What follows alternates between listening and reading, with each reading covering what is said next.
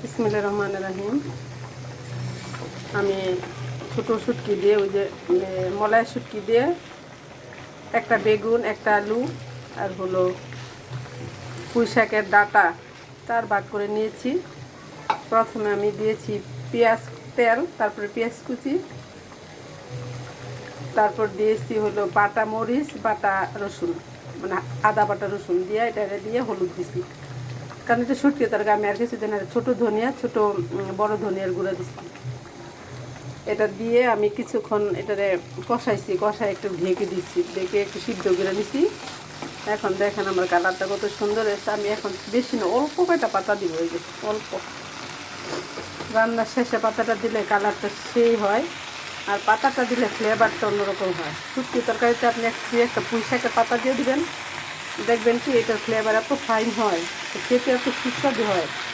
এটা আসলে যারা জানে তারা তো দেয়, আর যারা না জানে তারা তো দেয় না। এটা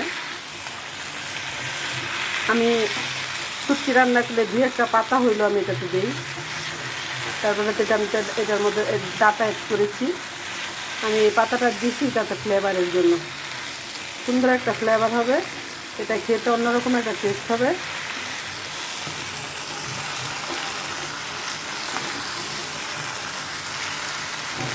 কারণ পাতা হইতে তো আর সময় লাগে না, এই জন্য সব সময় একদম লাস্ট হয়ে আসলে তারপর পাতাটা অ্যাড করবেন। দেখবেন এই শুটকির তরকারিটা খেতে এত ভালো লাগে। মলাই শুটকি তো যে কোনো শুটকি দিয়ে আপনি যে ধরনের যে কোনো কিছু রান্না করতে পারেন, এটা আপনার মাঝে যায় যেটা পছন্দ করে। আমি আজকে মলাই শুটকি রান্না করছি।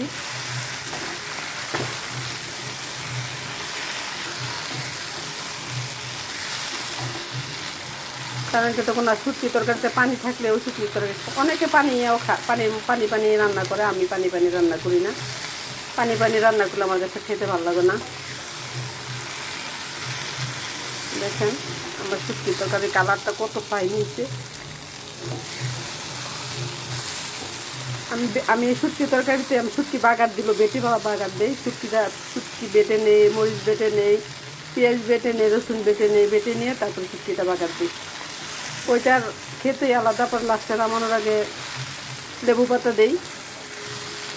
যাদের লেবু পাতা না থাকে আপনার ফ্রিজে, আপনার ডিপে গ্রাম থেকে লেবু পাতা এনে, যারা শহরে থাকেন তারা ডিপে লেবু পাতা সংরক্ষণ করতে পারেন। ডিপের তো দিলে একই সেন্ট হয়, কালার হয়তো একটু হয়ে যায়, কিন্তু সেন্ট একই হয়।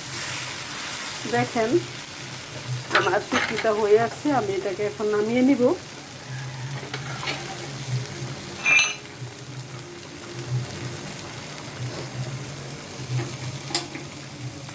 সবাই এইভাবে শুটকি রান্না করে খাবেন, খেয়ে দেখবেন কতটা যে সুস্বাদু হয়। এই যে আমি এটা এখন নামাবো।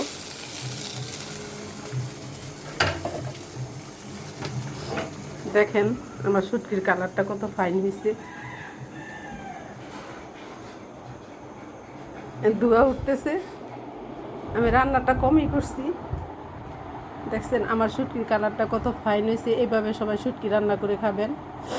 সবাইকে ধন্যবাদ। আমার চ্যানেল লাইক কমেন্ট করবেন।